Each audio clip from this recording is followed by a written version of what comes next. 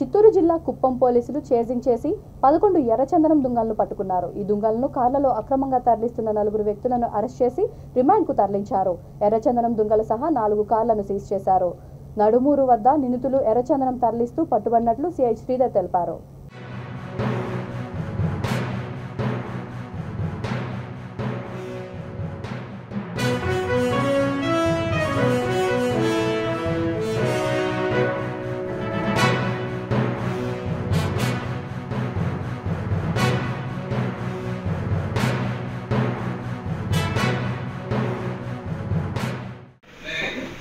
ఉదయం 5 గంటలకు రాబడిన సమాచారం మీద చిత్తూరు జిల్లా ఎస్పీ గారు శ్రీ రిశాంత్ రెడ్డి ఐపీఎస్ గారు, అదేవిధంగా పలమనేరు డిఎస్పీ సుధాకర్ రెడ్డి గారి ఉత్తర్వుల మీద రాబడిన సమాచారం మీద కుప్పం ఇన్స్పెక్టర్ నేను, మా సిబ్బంది శివకుమార్, ఇంకా మిగతా ఉదయం 5 గంటలకు నడుమూరు చెక్ పోస్ట్ వద్దకు వెళ్ళగా అక్కడ ఒక 4 వెహికల్స్ ఉండి ఒక వెహికల్ నుండి ఇంకో వెహికల్కి ఎర్రచందనం దుంగలు మారుస్తూ కనిపించినారు.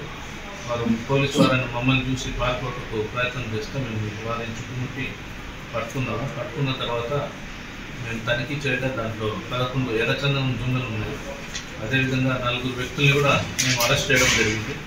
వారి వివరాలు వచ్చి మొదటి వ్యక్తి పేరు లక్ష్మణాచారి, వయసు 30 సంవత్సరాలు, ఇతనిది వాయల్పాడు మండలము. ఇంకొక వ్యక్తి పేరు వచ్చి పవన్ కుమార్, ఇతని తిరుపతి టౌన్. ఇంకొకతను వచ్చి సయ్యద్ మౌలా, ఇతను వచ్చి సూలగిరి.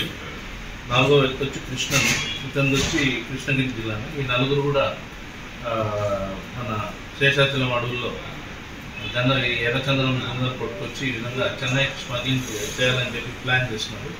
ఈ 4 వెహికల్స్ తర్వాత ఈ ఎర్రచందనం దుంగలు కూడా ఈరోజు స్వాధీనం చేసుకొని వారిపైన కేసు నమోదు చేయడం జరిగింది.